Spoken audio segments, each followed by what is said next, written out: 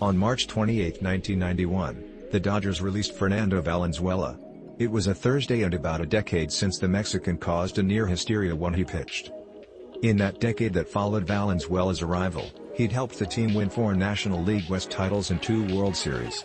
Valenzuela won the Cy Young Award and voted Rookie of the Year in 1981, then became a 6-time All-Star. In that time, away from the diamond, he'd cemented himself as a cult hero among Mexican and Mexican-Americans who, in their inspiration, wrote songs in his honor and painted murals of Valenzuela. Whenever he made appearances around East Los Angeles, at parks and at schools, where he'd tell children to keep studying, people would rush to reach out their hands towards him.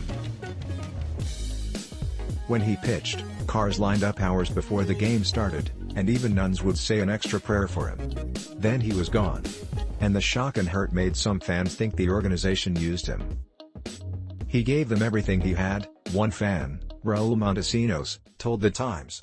It's like a worker when he's all used up and the boss gets rid of him because he's of no use anymore.